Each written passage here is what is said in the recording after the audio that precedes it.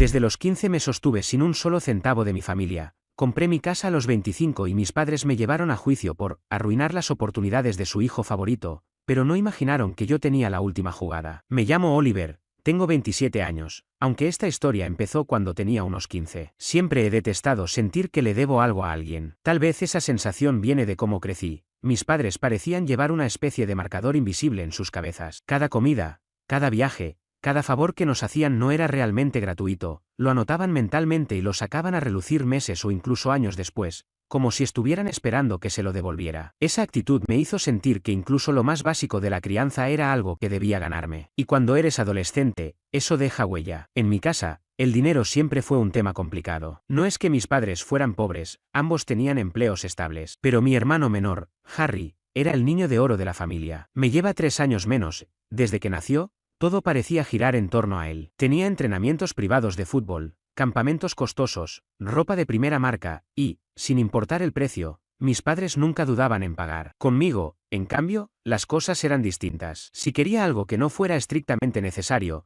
la respuesta era siempre la misma: no lo necesitas o búscate un trabajo y cómpralo tú. Así que lo hice. A los 15, mientras Harry pasaba los fines de semana en torneos o saliendo con sus amigos, yo trabajaba limpiando mesas en una cafetería. No era glamuroso, pero me daba mi propio dinero y, más importante, independencia. Ese trabajo llevó a otros, y cuando terminé la secundaria ya tenía ahorros. No era una fortuna, pero sí lo suficiente para costearme la universidad comunitaria sin pedirles ni un centavo. Recuerdo que, cuando se lo comenté a mi padre, hizo una observación sarcástica, insinuando que me creía mejor que los demás por no necesitar su ayuda. Yo me reí en ese momento, sin imaginar lo que vendría. En la universidad, la distancia con mi familia se hizo más evidente. Mientras yo me partía el lomo con 2 empleos de medio tiempo y las clases, Harry se buscaba a sí mismo, lo que en su caso significaba dejar la universidad después de un semestre y pasar los siguientes años saltando de un trabajo a otro, renunciando en cuanto el jefe no le caía bien. Mis padres siempre tenían una excusa para él: está encontrando su camino,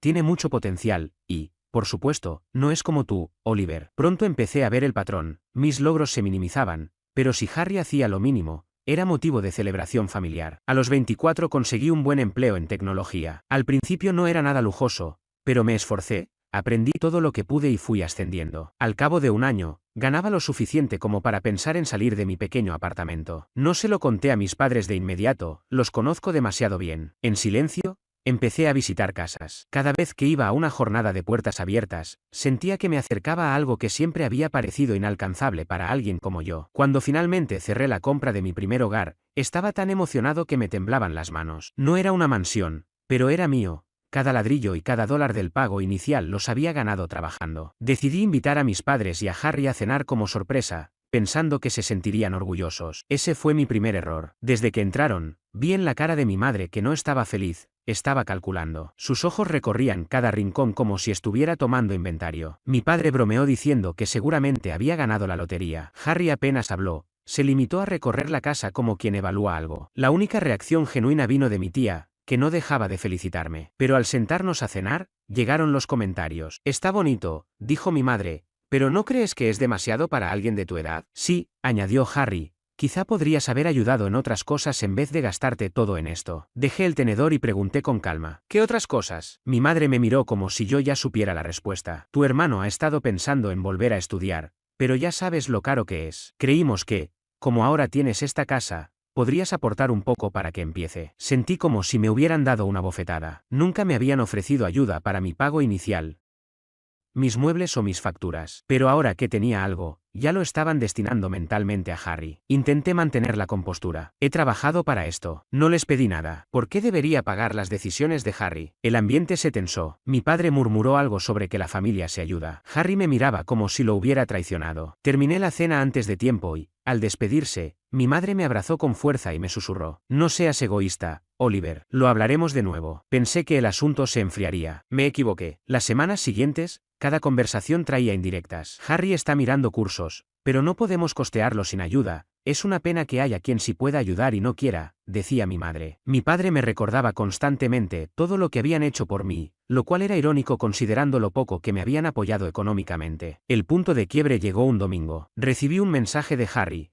tenemos que hablar. Ven. Supuse que quería disculparse o al menos explicarse. Cuando llegué, Mis padres estaban sentados con él en la mesa de la cocina, rodeados de folletos universitarios, hojas con el desglose de matrículas y un plan sobre cuánto debía aportar yo a su educación durante los próximos 4 años. Me eché a reír. ¿En serio han hecho un plan de pagos para mí, para mi hermano? Pregunté. No es una broma, Oliver, dijo mi madre con seriedad. Es su futuro. Si te importa la familia, lo harás. Harry, sin un atisbo de vergüenza, añadió. No es que no tengas el dinero. Compraste una casa entera. ¿Por qué deberías tenerlo todo mientras yo estoy aquí estancado? Ese día algo dentro de mí se rompió. Me levanté, les dije que no daría ni un centavo y me marché. Creí que se enfadarían por un tiempo y ya, pero no imaginé lo que harían después. 2 semanas más tarde, recibí una carta de un abogado. Al leerla, me temblaron las manos, pero no de emoción, sino de rabia. Tuve que repasarla una docena de veces antes de asimilarlo. Mis propios padres me estaban demandando. La acusación: privar deliberadamente a un miembro dependiente de la familia de oportunidades necesarias. El dependiente era Harry. Lo planteaban como si mi negativa a pagar su segunda matrícula universitaria fuera equivalente a quitarle dinero ya suyo. Pedían un acuerdo económico, curiosamente por una cantidad muy parecida al total de la matrícula que me habían mostrado en la cocina. Incluso mencionaban supuestos daños emocionales que Harry había sufrido por presumir yo de mi éxito. Recuerdo estar sentado en la mesa del comedor,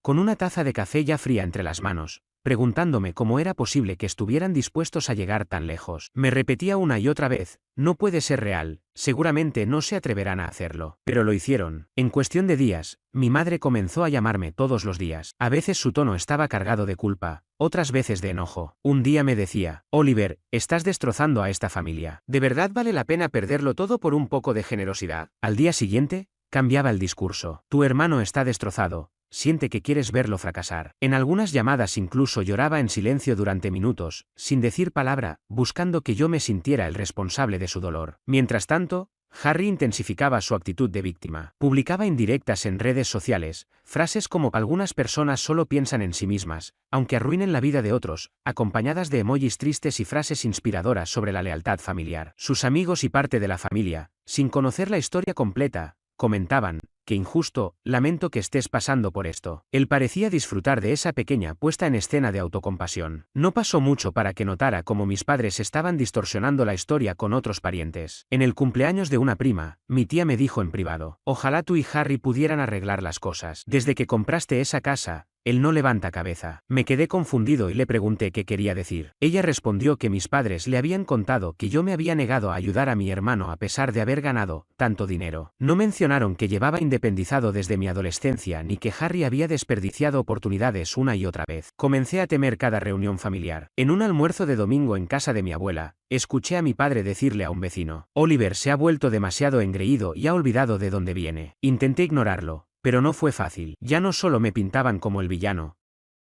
también estaban borrando todo mi esfuerzo. Años de trabajo, sacrificios, horas extra, nada contaba. Lo único que parecía importarles era que no me sometía a su voluntad. Una noche, Harry apareció en mi casa sin avisar. Ni siquiera llamó, simplemente estuvo tocando el timbre hasta que abrí. Tenía una expresión de suficiencia, como si hubiera estado ensayando lo que iba a decir. «Sabes que vas a perder, ¿verdad?», dijo con desdén. «Mamá y papá tienen al abogado y toda la familia de su lado. Será más fácil si pagas ahora y evitas la humillación». No podía creer su arrogancia. Le pedí que se marchara, pero al no moverse, salí y cerré la puerta detrás de mí. Nos quedamos en el porche, él con esa media sonrisa y yo intentando mantener la calma. «Harry, no tienes derecho a mi dinero. Has tenido muchas oportunidades y las has desperdiciado. Esto es tu responsabilidad, no la mía». Entonces me soltó una frase que me quedó grabada: «Tú estás donde estás porque lo tuviste más fácil que yo. Mamá y papá fueron más duros conmigo. Yo también merezco una oportunidad justa». ¿Más fácil? Me quedé mirándolo, incrédulo. Finalmente respondí: «Si crees que mi vida fue fácil, es porque no estabas prestando atención». Entré de nuevo y cerré con llave. A partir de esa noche, mis padres dejaron de llamarme directamente. En lugar de eso, empezaron a usar a otros como mensajeros: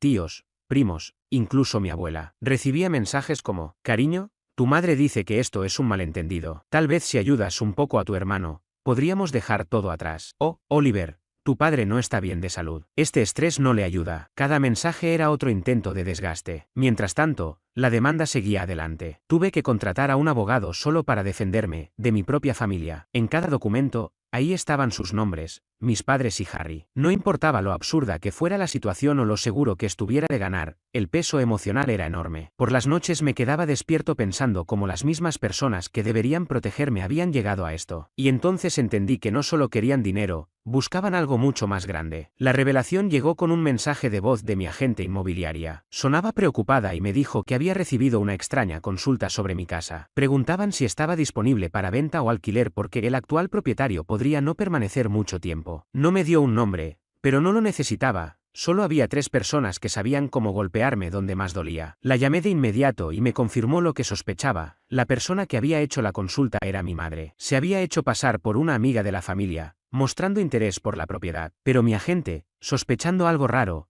la presionó un poco y terminó descubriendo que mi madre insinuó que yo podría perder la casa pronto y que sería una pena desperdiciarla cuando otro miembro de la familia podría aprovecharla. Sentí un nudo en el pecho. Ese otro miembro de la familia estaba claro quién era. No solo querían dinero, estaban preparando el terreno para quedarse con mi casa. Me quedé sentado en la cocina, con el teléfono en la mano, mirando por la ventana durante lo que pareció una eternidad. Ya no se trataba de favoritismo, ni de las manipulaciones de Harry, ni de la culpa que intentaban imponerme. Esto era un ataque directo contra todo lo que había logrado. Esa casa no era solo un techo, era el símbolo de mi independencia, el fruto de años de esfuerzo. Y ellos ya rondaban como buitres, esperando el momento para arrebatármela. Mientras más lo pensaba, más claro lo veía. Recordé la primera cena que les ofrecí en mi hogar, como mi madre observaba cada rincón, aquel comentario sobre que era demasiado para alguien de mi edad, las burlas de Harry sobre tenerlo todo mientras él seguía atrapado en su situación. Todo apuntaba a esto. La demanda no era solo por matrícula universitaria. Si lograban pintarme como alguien que había privado injustamente a Harry, podrían buscar algún tipo de ventaja legal sobre mis bienes, incluyendo mi casa. Y ahí fue cuando llegó el verdadero golpe. Recibí un correo de mi abogado con una copia de una nueva enmienda presentada en el caso. En ella afirmaban que parte de las razones por las que exigían una compensación era que mi actual vivienda había sido adquirida con fondos que, según ellos, debieron destinarse a apoyar la educación y el desarrollo profesional del demandante. En otras palabras, intentaban argumentar que mi casa era una prueba de mi egoísmo y de una supuesta mala administración de recursos. Ya no se trataba de insinuaciones, ahora lo ponían por escrito en un documento legal. Esa misma noche llamé a mi madre. No tenía preparado un discurso, solo necesitaba escuchar su voz y comprender cómo podía justificar algo así. Contestó tras unos tonos, con una voz dulcemente fingida, como si nada estuviera ocurriendo. Oliver, justo le estaba diciendo a tu tía lo orgullosa que estoy de ti. Basta, mamá. Le respondí con la voz temblando. ¿Por qué llamaste a mi agente inmobiliario? Hubo una breve pausa. Luego suspiró, sin titubear. Solo estaba cuidando de la familia. Si las cosas no salen como esperas en el juicio, sería mejor que la casa quedara en manos de alguien de la familia en lugar de extraños. Ya sabes que Harry la cuidaría bien. Sentí como se me tensaba la mandíbula. O sea, que ya estás planeando que pierda mi casa antes incluso de que termine el proceso. Has decidido que soy culpable. No es cuestión de culpabilidad, Oliver. Es cuestión de hacer lo correcto por tu hermano. Él ha pasado por tanto.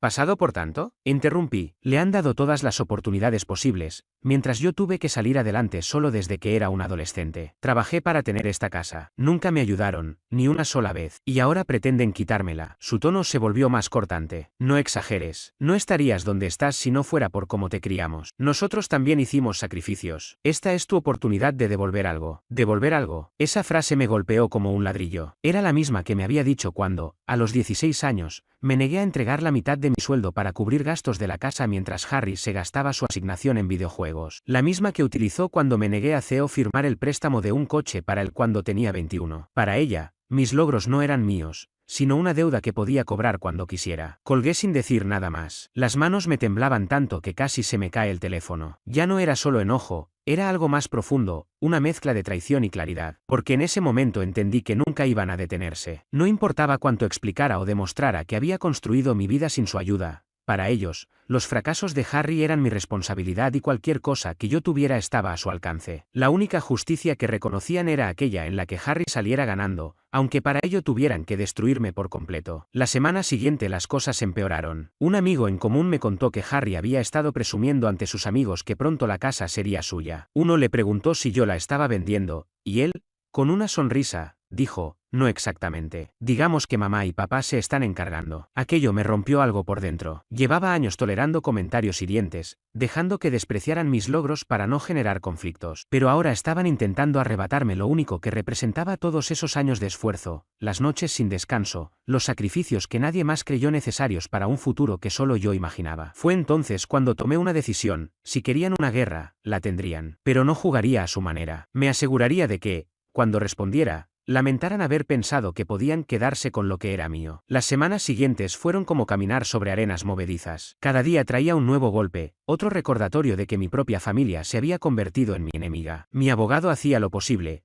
pero cada escrito nuevo que enviaban era como un puñetazo al estómago. El lenguaje era frío, calculado, como si hubieran borrado la figura de hijo y me hubieran convertido en un adversario anónimo al que había que derrotar en los tribunales. Dejé de dormir bien. Había noches en las que me quedaba mirando el techo durante horas, con la mente atrapada en pensamientos que giraban en bucle. ¿Y si ganaban? ¿Y si me quitaban la casa? ¿A dónde iría? ¿Qué me quedaría? Mi hogar siempre había sido mi refugio, el único lugar donde podía cerrar la puerta y estar seguro de que nadie entraría a imponerme su voluntad. Ahora, incluso sentado en mi sala, sentía que las paredes ya no eran mías. Mi trabajo empezó a resentirse. Me sorprendía a mí mismo divagando en reuniones o retrasando entregas porque estaba enterrado en papeleo legal. Mi jefe, aunque comprensivo cuando le expliqué que era un asunto familiar, dejó claro que su paciencia no sería eterna. Me había forjado una reputación de ser confiable, capaz de manejar cualquier desafío, y ahora veía cómo esa imagen se agrietaba. Lo peor fue la soledad. Mis padres habían manipulado la historia tan bien que gran parte de la familia extendida creía que yo era el cruel. Las invitaciones a cumpleaños, cenas y reuniones informales comenzaron a desaparecer. Veía fotos en redes sociales, grandes sonrisas con leyendas como "la familia es lo primero", y en el centro, siempre,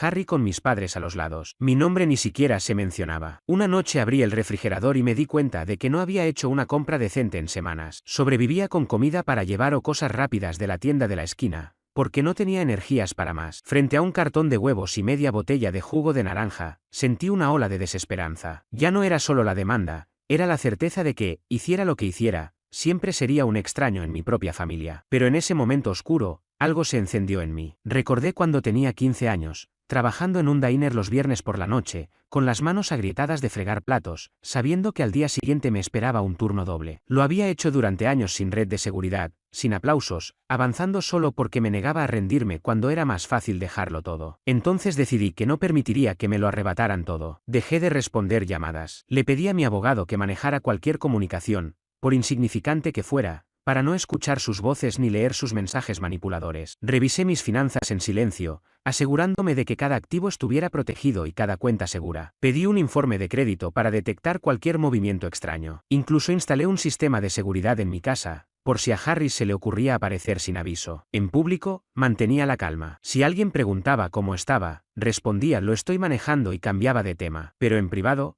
trazaba un plan. Comprendí que si los enfrentaba de frente, solo seguirían retorciendo la historia para pintarme como el agresor. No, debía ser más inteligente. Necesitaba dejar que ellos mismos cavaran su propia fosa y asegurarme de que no pudieran salir de ella. El primer paso era reunir pruebas, no solo para presentarlas en el juicio, sino también para mí, evidencias de cada llamada manipuladora, de cada comentario envenenado, de cada intento por desacreditarme. Si iba a contraatacar, quería tenerlo todo documentado, negro sobre blanco. Aún así, mantuve un perfil bajo. Por fuera, parecía que me habían reducido al silencio, y tal vez eso fue exactamente lo que ellos llegaron a creer, justo como yo quería. Cuando alguien piensa que estás en el fondo, jamás ve venir tu regreso. Y el mío iba a golpearlos más fuerte de lo que podían imaginar. Es curioso cómo, cuando dejas de alimentar el drama de ciertas personas, empiezan a convencerse de que has desaparecido. Mis padres y Harry interpretaron mi silencio como señal de que estaban ganando. En realidad, me estaba dando el espacio para reconstruirme, no solo para reforzar mis defensas, sino también mi vida. El primer cambio vino desde el trabajo. Una tarde, mi jefe me llamó a su oficina. Me preparé para recibir malas noticias, pero en lugar de eso, cerró la puerta y me dijo: "No sé qué esté pasando en tu vida personal, pero sé que eres bueno en lo que haces. Si puedes concentrarte, quiero ponerte al frente de un proyecto que podría llevarte a un ascenso". Fue como abrir una ventana en una habitación sofocante, un soplo de aire fresco. Me volqué de lleno en ese proyecto, con horas extra, planificación meticulosa y cuidando cada detalle. No solo trataba de demostrarle a mi jefe lo que podía hacer, también estaba recordándomelo a mí mismo. Y funcionó. El proyecto fue un éxito y semanas después, llegó el ascenso junto a un aumento considerable de sueldo. Mi colchón financiero se fortaleció, mis ahorros crecieron, y aunque el estrés por la demanda seguía ahí, recuperé una sensación de seguridad. Mientras tanto, mi abogado desmontaba poco a poco el caso de la otra parte. Obtuvo registros del historial laboral de Harry, sus anteriores intentos fallidos en la universidad e incluso mensajes donde mis padres reconocían haberlo consentido en exceso. Cada documento era otro hilo que revelaba la hipocresía en la que se sostenían. Yo no presumía, aún no, simplemente guardaba todo, dejando que las pruebas se acumularan. Fuera del trabajo, empecé a enfocarme en mí. Regresé al gimnasio que había dejado meses atrás, en parte para despejar la mente y en parte para liberar la tensión acumulada. Volví a cocinar mis comidas, sin lujos, pero disfrutando el proceso de cortar verduras y sentarme a comer sin prisas. También retomé el contacto con personas que había dejado de lado, viejos amigos y compañeros de confianza, gente que me conocía sin la distorsión del chisme familiar. Así, poco a poco, formé un círculo de apoyo libre de su manipulación. Entonces ocurrió algo inesperado. Me invitaron a dar una charla en un evento local para jóvenes profesionales. Alguien había visto los resultados de mi proyecto y consideró que mi trayectoria podía inspirar. Allí, de pie ante la audiencia, conté mi historia profesional, sin entrar en los aspectos personales, y comprendí que ya no era aquel muchacho inseguro que limpiaba mesas. Había construido algo que mi familia no podía arrebatarme. Con cada pequeño triunfo, sentía que el equilibrio cambiaba. Mis padres seguían con su demanda, pero fuera del tribunal, su control sobre mí se desmoronaba. Ya no podían manipularme con llamadas que no respondían ni tergiversar mis palabras si no se las daba. Toda comunicación pasaba por los abogados, lo que significaba que no habría emboscadas en la puerta de mi casa ni encuentros casuales en reuniones familiares. Lo mejor era que, mientras se quemaban los puentes conmigo, también dañaban su propia reputación. Un conocido en común me comentó que algunos familiares empezaban a preguntarse por qué mis padres me arrastraban a los tribunales en vez de ayudar a Harry a encaminar su vida. Al parecer, él había presumido con tanta soltura sobre quedarse con mi casa que hasta los que estaban de su lado empezaban a verlo mal. Fue entonces cuando supe que ya no estaba solo sobreviviendo, estaba ganando terreno. Mi carrera era sólida, mis finanzas estables y tenía aliados que veían la verdad. Ya no necesitaba reaccionar a sus jugadas. Podía planificar las mías. Y aunque las ganas de contraatacar eran fuertes, decidí esperar, porque entendí que la clave era el momento adecuado. Que pensaran que seguía con mi vida, que me creyeran despreocupado, que siguieran subestimándome, porque la próxima vez que moviera ficha, no sería solo para proteger lo mío. El punto de inflexión llegó un martes por la tarde. Salía de una reunión con un cliente cuando recibí un correo de mi abogado. El asunto decía: solicitud de descubrimiento, error del abogado contrario. Dentro había un hilo de correos reenviado. El abogado de mis padres había copiado por error a mi representante en una conversación interna. En su mayoría eran detalles logísticos, plazos y fechas de entrega. Pero en medio de todo, había un mensaje de mi madre que me hizo latir el corazón más rápido. Ella había escrito: debemos asegurarnos de que la casa de Oliver se incluya en cualquier acuerdo. Harry ya habló con un amigo agente inmobiliario que puede ponerla en venta en cuanto se firme la cesión. Es la manera más sencilla de garantizar que tenga un nuevo comienzo. Ahí estaba, por escrito, la prueba de que la demanda nunca había tenido que ver con la educación de Harry. Todo comenzó con una revelación que me dejó helado. Había indicios claros de que querían transferir la propiedad de mi casa al nombre de mi hermano Harry. Aquella tarde,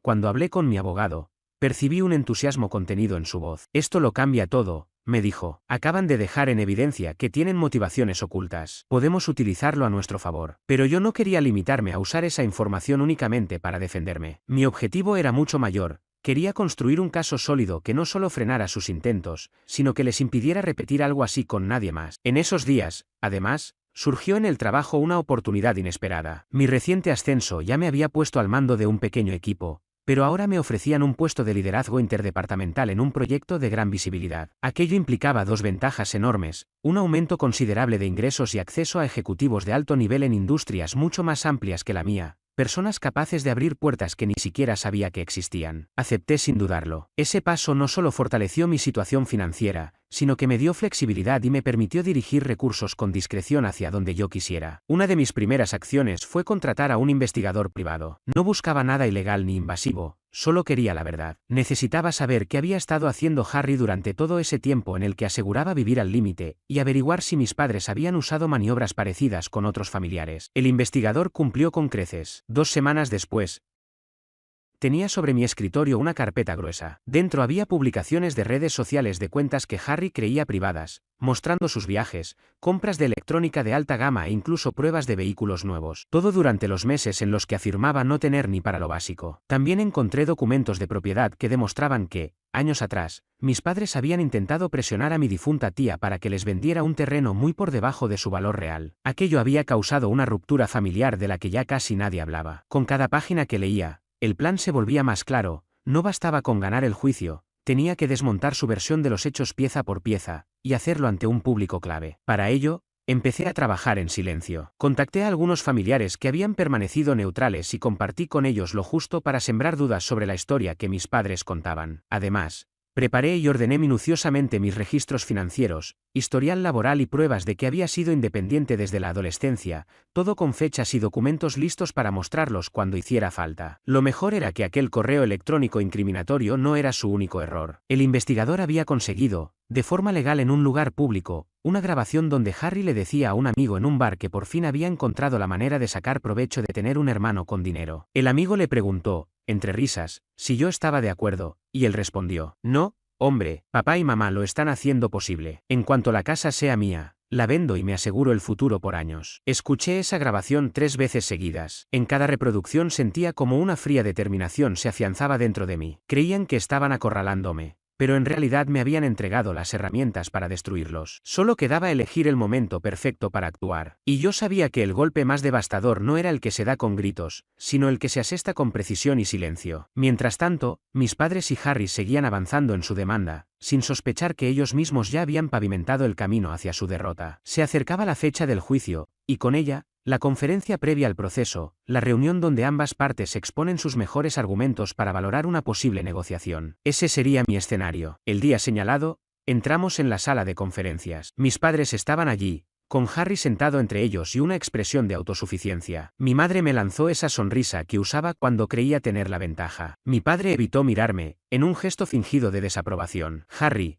por su parte, se recostó en la silla como si ya estuviera firmando la escritura de mi casa. El mediador inició con formalidades y luego le dio la palabra a mi abogado, tal como habíamos acordado. No habría discursos emotivos ni dramatismo, solo hechos. Mi abogado deslizó una carpeta delgada hacia su lado de la mesa. Aquí está la documentación completa de la independencia financiera de mi cliente desde los 15 años, explicó. Registros de empleo, declaraciones de impuestos, comprobantes de pago de estudios y facturas de la compra de propiedades. No encontrarán ni un solo centavo aportado por sus padres. Harry soltó una pequeña risa, pero mi abogado continuó imperturbable. Pasó la carpeta a una página marcada. Y aquí, dijo con calma, un correo electrónico enviado por los demandantes en el que reconocen que el objetivo principal de esta demanda es transferir la propiedad de la casa del demandado a un tercero. El rostro de mi madre perdió el color en segundos. Mi padre apretó los labios formando una línea rígida. Harry se inclinó hacia adelante para leer la hoja, su seguridad tambaleando. Por último, añadió mi abogado mientras presionaba un botón en su portátil, escuchen este breve audio. La voz de Harry retumbó en la sala. No,